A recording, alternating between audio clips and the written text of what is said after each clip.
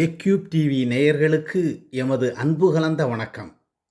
உள்ளூர் முதல் தேசியம், உலகம் வரை நடக்கும் முக்கிய நிகழ்வுகளை துல்லியமாகவும் விரைவாகவும் உங்களிடம் கொண்டு வருகிறோம். இன்றைய முக்கிய செய்திகள். கன்னியாகுமரி விரைவு ரயிலின் ஏசி பெட்டியில் திடீரென புகை ஏற்பட்டதால் பயணிகள் பதட்டம் அடைந்தனர்.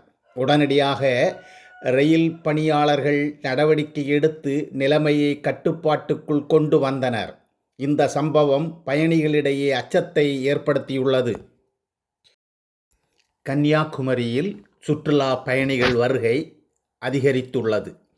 விடுமுறை காலத்தை முன்னிட்டு கடற்கரை பகுதிகளில் கூட்டம் அதிகம். பாதுகாப்பு ஏற்பாடுகள் பலப்படுத்தப்பட்டுள்ளன. மதுரையில் கோடை வெப்பம் அதிகரித்து 40 டிகிரி செல்சியஸ் வரை பதிவாகியுள்ளது. மக்கள் அவசியமில்லாமல் வெளியே செல்ல வேண்டாம் என எச்சரிக்கை விடுக்கப்பட்டுள்ளது. புதுச்சேரி தேர்தலை முன்னிட்டு மரக்காணம் மற்றும் வானூர் பகுதிகளில் உள்ள மதுக்கடைகள் மூட உத்தரவிடப்பட்டுள்ளது.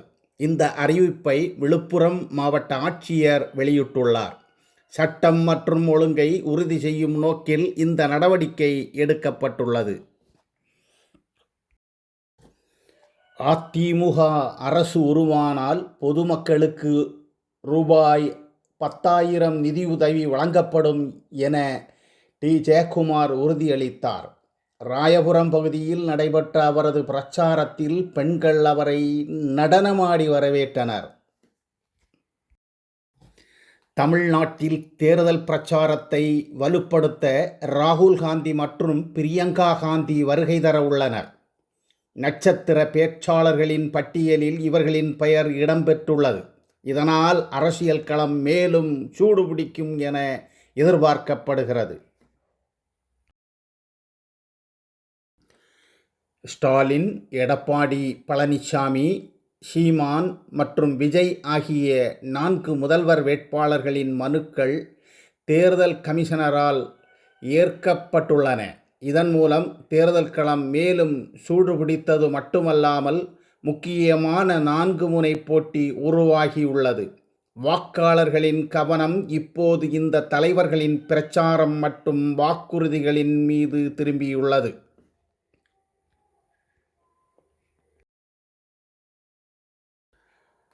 அஸ்ஸாம், கேரளா, புதுச்சேரி மாநிலங்களில் நேற்று மாலை தேர்தல் பிரச்சாரம் நிறைவடைந்தது. இதனைத் தொடர்ந்து இந்த 3 மாநிலங்களிலும் வரும் 9ஆம் தேதி வாக்குப்பதிவு நடைபெறவுள்ளது.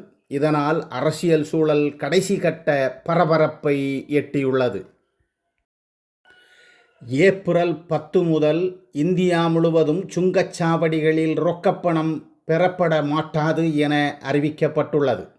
அதன் பின்னர் கட்டணம் செலுத்துவது ஃபாஸ்டேக் மற்றும் UPI முறைகளில் மட்டும் நடைபெறும் என அறிவிக்கப்பட்டது. டிஜிட்டல் பரிவர்த்தனையை ஊக்குவிக்கும் முக்கிய நடவடிக்கையாக இது பார்க்கப்படுகிறது.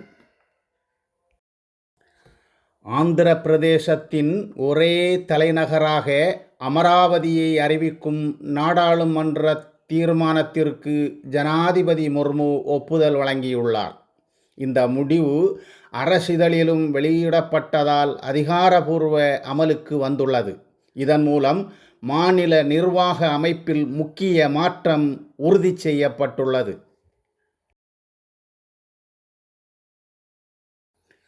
பஞ்சாப், ராஜஸ்தான் உள்ளிட்ட 8 மாநிலங்களில் நிலத்தடி நீரில் மாசு அதிகரித்து வருவதாக மத்திய ஜல் சக்தி அமைச்சகம் தெரிவித்துள்ளது. இதனால் சுற்றுச்சூழல் மற்றும் பொது சுகாதாரத்திற்கு பாதிப்பு ஏற்படும் அபாயம் இருப்பதாக நிபுணர்கள் எச்சரிக்கை விடுக்கின்றனர்.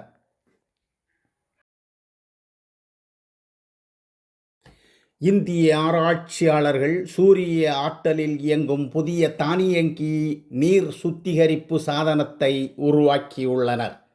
மின்சாரம் இல்லாத பகுதிகளிலும் சுத்தமான குடிநீர் கிடைக்க இது உதவும் என கூறப்படுகிறது. குறைந்த செலவில் அதிக மக்களுக்கு பயன்படும் இந்த கண்டுபிடிப்பு முக்கிய முன்னேற்றமாக பார்க்கப்படுகிறது.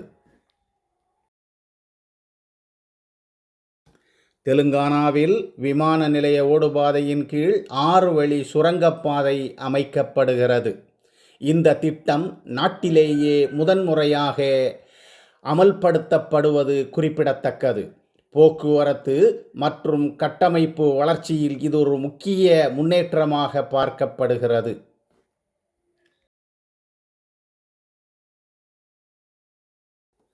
அமெரிக்கா, ஈரான் பதட்டம் காரணமாக கடைகள் மற்றும் ஓட்டல்களில் பயன்படுத்தப்படும் பைகள் பற்றாக்குறை அதிகரித்துள்ளது.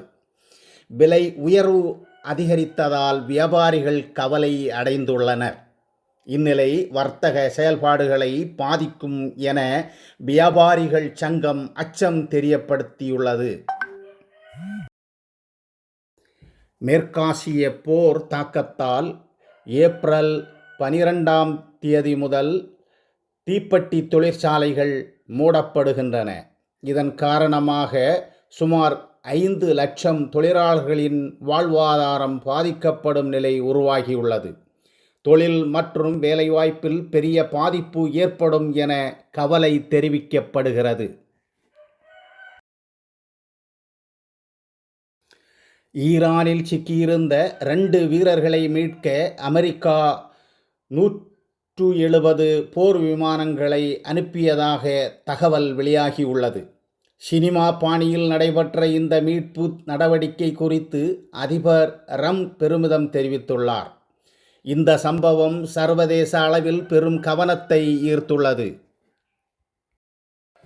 எரிபொருள் நெருக்கடியை சமாளிக்க பாகிஸ்தானில் நேற்று முதல் இரவு நேர பொது முடக்கம் அமல்படுத்தப்பட்டுள்ளது. இந்த நடவடிக்கையை பிரதமர் ஷபாஸ் ஷெரீப் அறிவித்துள்ளார். எரிசக்தி சேமிப்பை நோக்கமாக கொண்ட இந்த முடிவு பொதுமக்களின் தினசரி வாழ்க்கை பாதிக்கும் என கூறப்படுகிறது. என் கதை முடிந்து விட்டதா என நடிகை திரீசா திடீரென ஆவேசமாக கருத்து வெளியிட்டுள்ளார்.